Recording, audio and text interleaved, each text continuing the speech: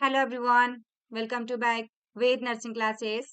आज हम इस वीडियो में बात करने वाले हैं साइकोलॉजी सब्जेक्ट के इंटेलिजेंस टॉपिक पे हम आज बात करने वाले हैं।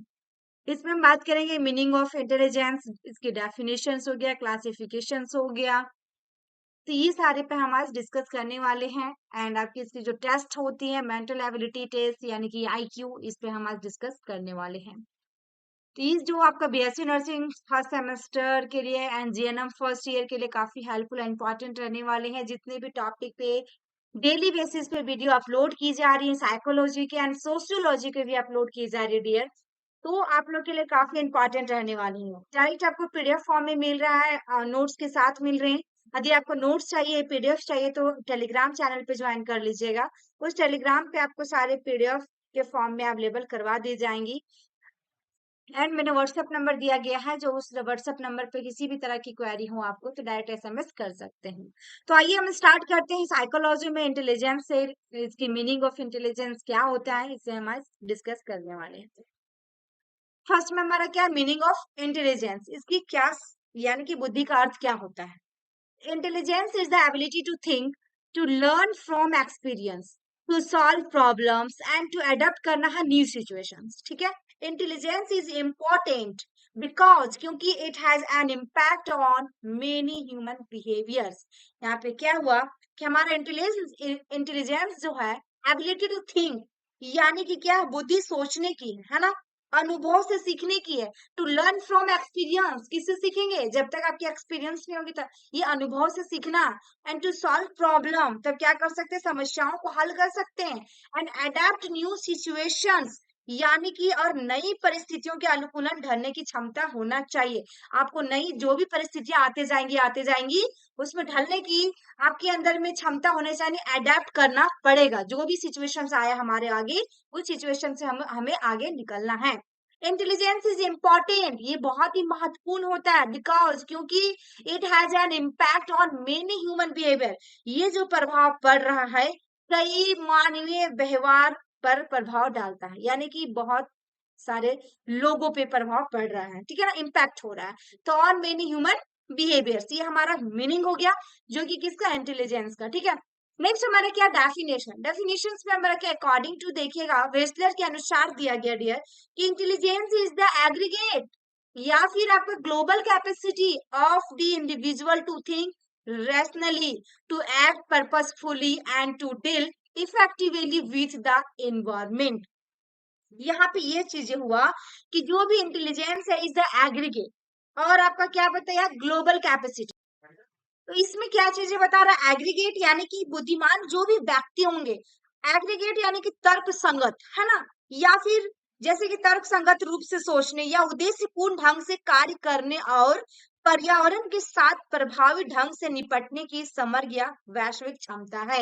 यही चीज यहाँ पे बताया कि individual to think rationally, to act purposefully and to deal effectively, यानी कि कितना प्रभाव हो रहा है विथ द किसके साथ में, हमारे इन्वायरमेंट के साथ, यानी कि अकॉर्डिंग टू वेसलर के अनुसार ये डेफिनेशन। नेक्स्ट हमारा देखिएगा लोल्टर लोल्टर लोल्टर्टो के अनुसार क्या दिया गया है, intelligence is the ability to master the information and a skill needed to succeed within या पार्टिकुलर कल्चर्स। यानी कि देखा जाए कि बुद्धि मतलब जो है आपका इंटेलिजेंस जो है, किसी विशेष संस्कृति में सफल होने के लिए आवश्यक जानकारी और कौशल में महारत हासिल करने की क्षमता है। ठीक है ना, इंफॉर्मेशन किसकी हो रही है, and skill needed to succeed, हमें क्या होना, सक्सेस होना विद अ पार्टिकुलर कल्चर, यानी कि पार्टिकुलर क्या, एक विशेष संस्कृति, हम कल्चर्स का मतलब संस्कृति जान रहे, ये चीजें हमारा किसके अनुसार है, लोरटो के अनुसार दिया गया है। नेक्स्ट हमारा देखिए डेफिनेशंस हो गई। नेक्स्ट हमारा क्लासिफिकेशन ऑफ इंटेलिजेंस, यानी कि इसकी जो भी प्रकार है कितना, ये 3 प्रकारों से विभाजित किया गया है mainly. Intelligence can be divided into 3 kinds, है ना, 3 प्रकार। तीनों आपके कौन कौन से यहाँ पे देखेंगे। फर्स्ट में हमारा कैनक्रिएट इंटेलिजेंस, सेकेंड में हमारा सोशल इंटेलिजेंस, थर्ड में हमारा एब्स्ट्रैक्ट और जनरल इंटेलिजेंस। ठीक है, एंड आपका कॉन्क्रीट इंटेलिजेंस का मतलब क्या होता है? इसका मतलब हो रहा है ठोस बुद्धि होगा, ठीक है, ठोस कॉन्क्रीट यानी कि बिल्कुल ठोस। तो concrete intelligence is related to concrete materials, किसके साथ में कॉन्क्रीट हो रहा है? Material. This type of intelligence is applicable when the individual is handling concrete object और मशीन्स के साथ में। The person uses the intelligence in the operation of tools and instrument. Example में देखा जाए इंजीनियर क्या है, इंजीनियर के एग्जाम्पल लिया इसमें कि machines generally have this type of intelligence. यानी कि इसमें ये चीजें बताया गया डियर आपका कि ठोस बुद्धि जो है किसके साथ में संबंध है आपका? संबंध ठोस सामग्रियों से होता है। यहाँ पे वही दिया गया कंक्रीट मटेरियल के साथ रिलेट करता है, इसकी संबंध होती है। इस प्रकार की बुद्धिमत्ता जो होती है तब लागू होती है जब व्यक्ति क्या करता है, वस्तुओं या फिर जब व्यक्ति ठोस वस्तुओं या मशीनों को संभाल रहा हो। यहाँ पे वही चीज दिया गया कि हैंडलिंग क्या कह रहा है, जब इंडिविजुअल यानी कि व्यक्ति हैंडलिंग कंसेप्ट ऑब्जेक्ट और मशीन दोनों को क्या कर रहा है, हैंडल कर रहा है, संभाल रहा है। The person uses the intelligence in the operation of the tool and instrument. यानी कि इस बुद्धि का उपयोग व्यक्ति औजारों एवं यंत्रों के संचालन में करता है। Operation of tools and instrument में क्या कर रहा है अपना, ये यूज कर रहा है बुद्धि को। एंड इसकी एग्जाम्पल दिया है कि इंजीनियर जो है आपका, यहाँ पे दिया गया है कि जो इंजीनियर होगा मैकेनिकों के पास आमतौर पर इसी प्रकार की बुद्धि होती है। इंजीनियर के पास ये जो बुद्धि हो रहा है कॉन्क्रीट इंटेलिजेंस, एग्जाम्पल पूछेगा आपको किसके पास ऐसे प्रकार की बुद्धि होती है, इंटेलिजेंस होती है, तो इंजीनियर के पास होती है, ठीक है। हमारा नेक्स्ट क्या है, सोशल इंटेलिजेंस। सोशल यानी कि सोशल का मतलब ही क्या होता है, हमारा सामाजिक बुद्धिमत्ता है ना। तो इसमें देखा जाए social intelligence is the ability of an individual to react to social situation. किसके ऊपर रिएक्ट करेगा, है ना, रिएक्ट बोलते हैं ना, देखो उसका रिएक्शन क्या हो रहा है उसके ऊपर। ये चीजें रिएक्ट किसके ऊपर हो रहा है, सोशल सिचुएशंस के साथ इसकी रिएक्ट हो रहा है इन डेली लाइफ में। आपको डेली लाइफ में सोशल सिचुएशन के अनुसार आपको रिएक्ट करना पड़ेगा। It include the ability to understand people and act wisely human relationship. ये क्या हो रहा है कि इंक्लूड्स क्या कर रहा है, एबिलिटी, एंड आपके अंदर में समझने की एबिलिटी होनी चाहिए लोगों की। एंड क्या, act wisely in human relationship, उसके साथ में ह्यूमन के रिलेशनशिप दोनों में आसपास में संबंध अच्छी होनी चाहिए। Person having this type of intelligence known the art of winning friends and influence them. यहाँ पे क्या दिया आपका एग्जाम्पल, जैसे कि लीडर्स हो गया, मिनिस्टर हो गया, सेल्समैन हो गया एंड डिप्लोमैट्स हो गया, सोशली इंटेलिजेंट। ये सारे जो एग्जाम्पल है किसका है, आपका सोशल इंटेलिजेंस का है। यहाँ पे थोड़ा हम जान लेते कि जो आपका सोशल इंटेलिजेंस, जो सामाजिक बुद्धिमत्ता, किसी व्यक्ति की दैनिक जीवन में सामाजिक परिस्थितियों पर प्रतिक्रिया करने की क्षमता है। किसी व्यक्ति की दैनिक जीवन में डेली लाइफ दिया है, इसमें प्रतिक्रिया करने की क्षमता है, और इसमें लोगों को समझने और मानवीय रिश्तों में समझदारी से काम लेने की क्षमता शामिल है। वही चीज दिया है कि it include the ability to understand people and wisely in human relationship. वही दिया है कि इसमें लोगों को समझने और मानवीय रिश्ता, ह्यूमन रिलेशनशिप में क्या है आपका, समझदारी से काम लेने की क्षमता भी शामिल है। इस प्रकार की बुद्धि वाले व्यक्ति मित्रों को जितने, यहाँ पे वही चीज दिया कि क्या करेगा, इस प्रकार की व्यक्ति क्या करेगा, know the art of winning of friends, अपने फ्रेंड को क्या करेंगे, जीत लेंगे बातों से। एंड इन्फ्लुएंस देम, उसके ऊपर क्या प्रभाव पड़ेगा, ये कला भी जानते हैं, अपने फ्रेंड के बारे में भी जान रहे हैं, तभी उसका अपनी फ्रेंडशिप कर रहे हैं, उसको अपने आप में जीत लिया है ना फ्रेंड्स को। एग्जाम्पल वही चीज दिया गया डियर कि आपका लीडर्स होगा, मिनिस्टर होगा, सेल्समैन होगा एंड डिप्लोमैट, सोशली इंटेलिजेंट, ठीक है। नेक्स्ट हमारा क्या है डियर, नेक्स्ट जो हमारा थर्ड क्लासिफिकेशन है, थर्ड में हमारा एब्स्ट्रैक्ट और जनरल इंटेलिजेंस, ठीक है। जनरल यानी कि जनरली तरीके से होगा। एब्स्ट्रैक्ट आपको जो दिया है सार या सार होता है, एब्स्ट्रैक्ट का मतलब सार या फिर सामान्य बुद्धिमत्ता, ठीक है ना। General intelligence is the ability to respond to words. अब देखिए सब में अलग अलग है, सोशल में हमारा क्या हुआ, डेली लाइफ में डिपेंड कर रहा था, यहाँ पे एबिलिटी क्या कर रहा है, टू रिस्पॉन्ड, जो रिस्पॉन्स करेगा टू वर्ड्स पे, नंबर्स पे, लेटर्स पे, very very important. This type of intelligence is acquired by study of books and related literature. Mostly good teacher या फिर लॉयर या फिर डॉक्टर्स या philosophers have this type of intelligence. Very very important dear, सभी के example दिए गए हैं जो कि क्लासिफिकेशन ऑलवेज एग्जाम में पूछा जाता है 5 मार्क्स में।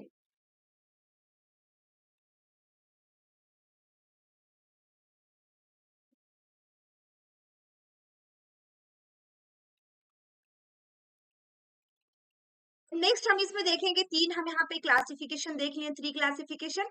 नेक्स्ट हमारा इंटेलिजेंस क्वाइटिएंट, ठीक है, आईक्यू लेवल। अब आ गया हमारा आईक्यू लेवल टेस्ट करने के लिए कि कितना आईक्यू लेवल है किसी बच्चे का। तो यहाँ पे this the idea of intelligence यहाँ पे देखेंगे, क्वाइटिएंट वाज यूटिलाइज्ड, जो फर्स्ट टाइम किया था 1916 बाय स्टैनफोर्ड बायनेट ने टेस्ट किया था।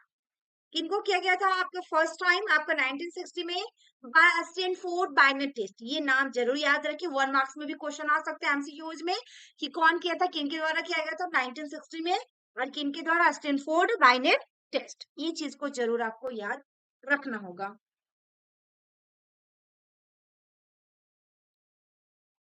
Intelligence quotient is the ratio between, देखिए दोनों का बीच में है मेंटल एज, जिसको हम एमए के नाम से डिनोट करेंगे, क्रोनोलॉजिकल एज, इसको हम किसके से डिनोट करेंगे, सीए से डिनोट करेंगे। एम ए यानी कि मेंटल एज, सी ए यानी कि क्रोनोलॉजिकल एज। यहाँ पे देखा जाए, जबकि हमारा क्रोनोलॉजिकल एज जो है किसके साथ डिटरमाइन करेंगे हम, डेट ऑफ बर्थ, जब से वो जन्म लिया उसकी तारीख से, उस एज हम ग्रुप इसको मान लेंगे जब उसकी जन्म है, जब उसकी बर्थडे है उस दिन से, ठीक है ना। Date of birth, mental age हम डिटरमाइन करेंगे किससे, इंटेलिजेंस टेस्ट से करेंगे, ठीक है ना। तो ये चीजें आईक्यू जो दिया गया है वेरी वेरी इंपॉर्टेंट है आईक्यू टेस्ट करने के लिए कि कितना निकल रहा है, ठीक है। तो यहाँ पे किन के द्वारा यूटिलाइज किया गया, फर्स्ट में 1960 में हमारा स्टैनफोर्ड बायनेट टेस्ट के द्वारा, एंड मेंटल एज इसमें, और सीए दोनों क्रोनोलॉजिकल एज दोनों इंपॉर्टेंट है। एक यहाँ पे फॉर्मूला दिया गया आईक्यू लेवल, यानी कि इंटेलिजेंस क्वाइटिएंट हम लोग देख चुके हैं, एम में हम लोग देखे क्या, मेंटल एज देखे, divided by C A into 100। तो जितना एम ए रहेगा डियर आपका, और सी ए रहेगा, मेंटल एज में आपको क्या बताया था, यहाँ पे देखेंगे मेंटल एज में हमारा डिटरमाइंड बाय इंटेलिजेंस टेस्ट, जितना भी आईक्यू टेस्ट हो रहा है मेंटल एज में लिखेंगे, जो भी टेस्ट होगा जितना भी रहेगा 10 12 अपर कर देंगे 10 12, एंड उसका डेट ऑफ बर्थ किसमें, क्रोनोलॉजिकल एज, सीए के यानी कि डेट ऑफ बर्थ कब का है, तो डिवाइडेड इनटू 100, जो निकलेगा आपका आईक्यू निकल जाएगा, ठीक है। इसमें माना जाए कि कोई बच्चा का एज कितना है, 8 साल है या 9 साल है या 10 साल है, जो भी एज ग्रुप मान लें आप, बच्चा का एज कितना, 10 साल या 9 साल, ठीक है। एंड उसका मेंटल एज कितना आ रहा है, जो कि आपका स्कोर जो होगा मेंटल एज का कितना होगा, 11 होगा या 12 होगा, जो भी आईक्यू टेस्ट करेंगे डियर, देखिए टेस्ट किया जाता है तभी आपको आता है ये चीजें। तो यहाँ पे यदि 10 साल का बच्चा है और हमारा मेंटल एज ग्रुप कितना आ रहा है, 12 आ रहा है, तो यहाँ पे फर्स्ट में क्या होगा, ऊपर में 12 होगा, एंड नीचे में हमारा क्या होगा, सीए में, यानी कि नीचे कितना होगा, सीए का मतलब क्या बताया हमारा, डेट ऑफ बर्थ, तो 10 हो जाएगा, 12/10 × 100, जो निकलेगा आपका वही हमारा क्या हो गया, आईक्यू लेवल हो गया, ठीक है। अब यहाँ पे हम बात कर लेते हैं, जैसे कि हम फार्मूला देख ले रही है, तो इसमें सबसे फर्स्ट में हमारा क्या है, जीनियस है, जीनियस में कितना आएगा, 114 एबव आएगा, एंड वेरी सुपीरियर देखा जाए तो 130 टू 140 आएगा आपका फार्मूला के हिसाब से। देन सुपीरियर में आपका आता है तो 120 टू 130, एमसीक्यूज के लिए इंपॉर्टेंट है डियर। एवं एवरेज रहता है तो 110 टू 120 रहेगा, एंड एवरेज रहेगा तो 90 टू 110 रहेगा। देन डल एवरेज रहेगा, उससे कम रहता है, डल रहता है 80 टू 90 मिलेगी, एंड आपका बॉर्डर लाइन पे रहेगा तो 70 टू 80 मिलेगा, एंड आपका माइल्ड मेंटल रिटार्डेशन यानी 50 से 70, और मॉडरेट मेंटल रिटार्डेशन 35 से 50, और सीवियर मेंटल रिटार्डेशन 20 से 35, and profound mental retardation 0 to 20। ये जो क्वेश्चन है ऑल नर्सिंग ऑफिसर एग्जाम में क्वेश्चन पूछा जाता है, एमसीक्यूज बेस में 1 मार्क्स में क्वेश्चन आएंगे ही आएंगे, वेरी वेरी इंपॉर्टेंट, ठीक है। नेक्स्ट हम बात करेंगे इसमें यूजेज ऑफ इंटेलिजेंस, जो कि इसकी क्या क्या यूजेज हैं। फर्स्ट में हमारा जो यूजेज है, जो इसकी उपयोग क्या क्या करेंगे, तो intelligence help the individual to adjust to changing situations quickly and correctly. यहाँ पे आपने क्या बताया कि जो भी हमारा हेल्प क्या करना है इंडिविजुअल्स को, ठीक है, individuals to adjust changing situations quickly and correctly होना चाहिए, यानी कि जो भी बुद्धिमत्ता व्यक्ति को बदलती परिस्थितियों के साथ जल्दी और सही ढंग से तालमेल बिठाने में मदद करती है। इंटेलिजेंस हेल्प कर रहा है the individual to adjust to changing situations को एंड क्विकली एंड करेक्टली करने में, दोनों में क्या कर रहा है, मदद कर रहा है। नेक्स्ट हमारा क्या है, it help to carry on the higher mental process such as, जैसे कि हमारा रीजनिंग हो गया, जज करने का हो गया एंड आपका क्राइटिसाइजिंग हो गया, ठीक है ना। तो ये चीजें तीन आपका इसमें दिया गया है, जिसमें यह क्या है कि यह तर्क, निर्णय और आलोचना जैसी तीनों है। तर्क है, निर्णय, जज क्या करेंगे, निर्णय लेंगे, और आपकी आलोचना जैसी उच्च मानसिक प्रक्रियाओं को जारी रखने में क्या करता है, मदद करता है। उच्च है ना, help to carry on higher mental process वाले को ये क्या करता है, जारी रखता है। ये तीनों का रखा, रीजनिंग, जजिंग एंड क्राइटेरिया, जो भी क्राइटेरिया में वो आएगा, ठीक है। नेक्स्ट हमारा क्या है, इट हेल्प टू लर्न करेंगे difficult task and solve problem. सबसे पहले हम क्या करेंगे, लर्न करेंगे डिफिकल्ट टास्क एंड क्या करेंगे, प्रॉब्लम को सॉल्व करेंगे, यानी कि कठिन कार्यों को सीखने और समस्याओं को हल करने में भी मदद करता है, हेल्प करता है। नेक्स्ट हमारा क्या हुआ dear, it help the individual to improve. क्या करेगा, इंडिविजुअल को हेल्प करना है, इम्प्रूव करना उसकी परफॉर्मेंस को इन एनी सिचुएशंस में। यानी कि यहाँ पे ये चीजें दिया कि यह व्यक्ति को किसी भी स्थितियों में आपको क्या करना, प्रदर्शन में सुधार करने में मदद करना होगा। परफॉर्मेंस में क्या करना होगा, परफॉर्मेंस को इम्प्रूव करने के लिए आपको हेल्प करना होगा। ये पॉइंट ये कह रहा है। नेक्स्ट हमारा क्या है, it help in quick understanding of things. जो भी चीजें होंगी उनमें क्या क्विकली आपको समझना होगा, ये चीजें यहाँ पे बता रही है। नेक्स्ट इसमें भी आपको क्या करना होगा, मदद करना होगा, जैसे कि चीजों को तुरंत समझने में भी हेल्प करना होगा। नेक्स्ट हमारा help the individuals to apply the knowledge gain in various subject या situations in dealing with present situations. यानी कि यह व्यक्ति को विभिन्न विषयों, यानी वही दिया वेरियस सब्जेक्ट, यहाँ पे विभिन्न विषय होता है, एंड उसकी स्थिति जो हो रहा है, स्थितियों में प्राप्त ज्ञान को वर्तमान स्थिति से निपटने में लागू करने में भी मदद करता है विद प्रेजेंट सिचुएशंस में, ठीक है। तो ये हुआ हमारा क्या, यूजेज ऑफ इंटेलिजेंस लिखा है। फर्स्ट में हमारा क्या, इंडिविजुअल्स है। इंडिविजुअल्स का मतलब क्या होगा हमारा, देखेंगे। First, individuals means single separate individual person, यानी कि separate from other people and processing his और हर ऑन नीड्स और goal, right and responsibilities. Very very important है डियर। इसका मतलब क्या होता है, देखते हैं। सबसे पहले सेपरेट इंडिविजुअल्स होगा, from other people, processing his her, दोनों के लिए, ऑन नीड्स जो होगा, गोल, राइट्स एंड रिस्पॉन्सिबिलिटीज, ये तीनों। यानी कि इसका मतलब है एक अलग व्यक्ति अन्य लोगों से अलग और अपनी जरूरतों और लक्ष्य, अधिकार और जिम्मेदारियां रखने वाला, है ना। ये बिल्कुल अलग रहेगा, लेकिन क्या करेगा, अपनी जरूरत को, अपनी लक्ष्य यानी कि गोल्स को, एंड अपने अधिकार को, जिम्मेदारियां रखने वाला, यानी कि रिस्पॉन्सिबिलिटीज लेने वाला। ये हमारा क्या, इंडिविजुअली है, अकेला का हमारा ये चीजें हैं, यानी कि सेपरेट इंडिविजुअल कहते हैं, ठीक है, सिंगल सेपरेट इंडिविजुअल्स। नेक्स्ट हमारा इंटेलिजेंस है। इंटेलिजेंस भी देख चुके हैं हम लोग ऑलरेडी, लेकिन यहाँ पे इंटेलिजेंस में क्या बता रहा है, intelligence as the power of perceiving. क्या power of perceiving, learning, understanding and knowing. बुद्धि को समझने, देखिएगा, बुद्धि को समझने, सीखने, समझने और जानने की शक्ति के रूप में, ठीक है ना।